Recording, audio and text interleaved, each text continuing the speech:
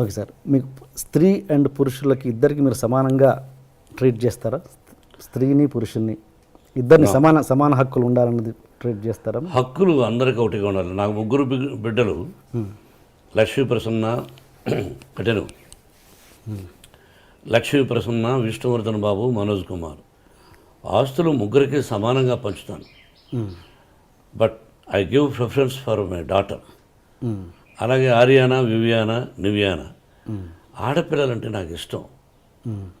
మగవాళ్ళని అలానే చులకనగా చూస్తాను కదా, నేను మగాడిగా. మరి ఇప్పుడు మనోజ్ బాబుకి, విష్ణుబాబుకి అవరామ్ భక్త అని పేరు పెట్టారు. ఎవరికండి? అవరామ్. ఎవరికి పెట్టారు? విష్ణుబాబు బిడ్డకు అవరామ్ భక్త అని పెట్టాడు. నా పేరు కూడా వచ్చేటట్టు. ఓకే. పురుషుడు ద్వేషిస్తాను, ఆడవాళ్ళనే ఎక్కువ గౌరవిస్తాను తప్పు. అమ్మ నాన్న, అమ్మ నాన్న అంటాం, నాన్న అమ్మాను. బీజప్రధానమా క్షేత్ర ప్రధానమా అనేవాళ్ళు.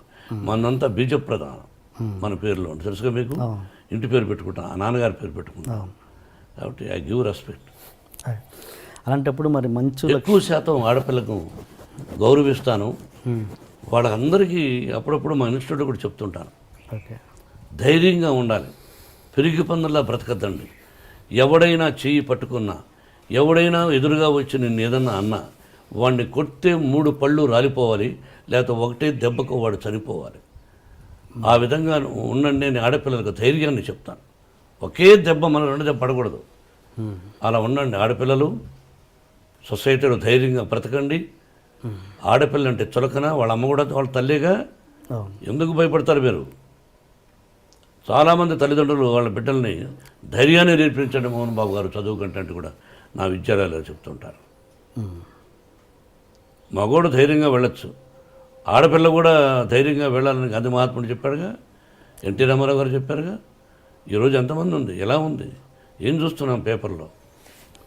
లా ఏంటంటే మన లా, ఒక అమ్మాయిని బలాత్కారం చేసిన వాడిని శిక్ష ఉండకూడదు, జైలు ఉండకూడదు, అక్కడే నిర్దాక్షిణ్యంగా కాల్చి చంపేయాలి. ఆ దుబాయ్లో జరుగుతూ ఉందో, ఇతర దేశాల్లో కొన్ని దేశాల్లో జరుగుతుందో ఆ విధంగా చేయాలి. No excuse. అక్కడికక్కడే, ఇంకా మళ్ళీ వేరే ఉండకూడదు. అలా అంత ఇంపార్టెన్స్ మీరు ఇస్తే కనుక ఇస్తున్నాను, ఇస్తే గనక ఇస్తున్నాను. గతంలో అండ్ ఇప్పుడు ఇస్తున్నారు కాబట్టి. అండ్ మీ కూతురు మంచు లక్ష్మికి మీరు అంత గ్రాండ్ లాంచ్ ఎందుకు చేయలేకపోయారు? మీ అబ్బాయిలకు చేసినట్టుగా మీ అమ్మాయికి ఎందుకు చేయలేదు మీరు? ఏమండి, బిడ్డకు పెళ్లి చేసాము. పెళ్లి చేసిన రోజున తనకు ఇంట్రెస్ట్ లేదు. బట్ తను చదువుకున్నది లాస్ ఏంజల్స్లో నెంబర్ 1గా ఎడ్యుకేషన్. దాన్ని ఏదో యూసీఎల్ఏ చదువుకున్నది, ఓక్లహోమాలో చదువుకున్నది, స్టేజీ ఆర్టిస్ట్ నేర్చుకున్నది. పెళ్ళైన తర్వాత పెళ్లి చేసి సంసారం చేసుకోవాలి, ఇటువంటివన్నీ వద్దు అని అనుకున్నాను. తన భర్త ఎంకరేజ్ చేశాడు, విష్ణు కూడా ఎంకరేజ్ చేశాడు, వాళ్ళ తమ్ముడు మనోజ్ చేశాడు. Then she is doing. సొసైటీలో మంచి పేరు తెస్తే చేయి, మంచి పేరు తేని రోజున నేను బ్రతికినా ఒకటి, చనిపోయినా ఒకటి. అది నా సిద్ధాంతం. సొసైటీలో కాపురం చేయి భర్తతో, వద్దా ఉద్యోగం చేయి, లేదా నీ భర్తకి ఇష్టం వచ్చినప్పుడు సొసైటీలో ఇప్పుడు చేస్తున్నావు. ఇది కూడా అమ్మాయి ఎక్కువ చేయడం నాకు ఇష్టం లేదు.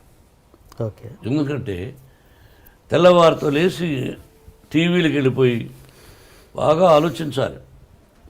వాళ్ళ కష్ట సకాలన్నీ విని, కష్టాలు 20 మంది అయితే 20 మంది కష్టాలు విని, ఆ కష్టాలు విని 10 మందికి ఫోన్ చేస్తాను. తను కొంతమంది చూసి స్పందిస్తున్నారు, కొంతమందికి ఫోన్ చేసి అంకుల్ నేను ఫలానా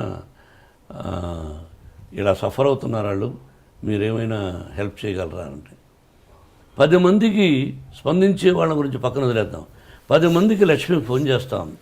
దానిలో 5 మంది ఇష్టపడచ్చు, మిగతా 5 మంది ఏమిరా ఈ అమ్మాయి మనం డబ్బులు అడుగుతా ఉంది, ఆ అమ్మాయి కోసం కాదు ఇతరుల కోసమే, ఎందుకంట ఇదేమిటి అని బాధపడుతూ ఉంటారు కొంతమంది. అది ఎందుకు అని నాకు ఇష్టం లేదు. అది నా తత్వం.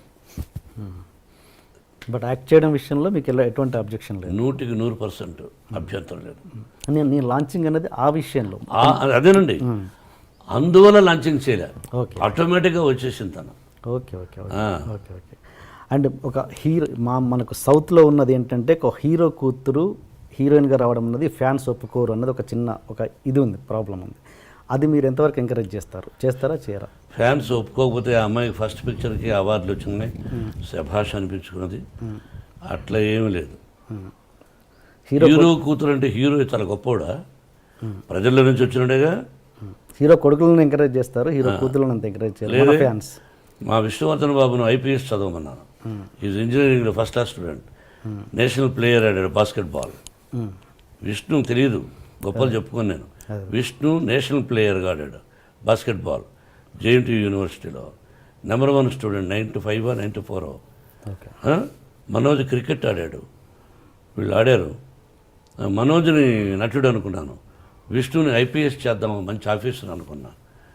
కానీ వాడికి నటన మీద ఇంట్రెస్ట్ ఉన్నాడు. అమ్మకు చెప్పాడు, నీ ఇష్టం నీదన్నా, అంతేగాని నా తర్వాత నా వంశంలో ఉండేవాళ్ళు ఆర్టిస్టులు అవ్వాలి అని కలలో కూడా ఊహించడా. ఓకే, ఇది కాకతాళీయం, ప్రకృతికి తెలుసు.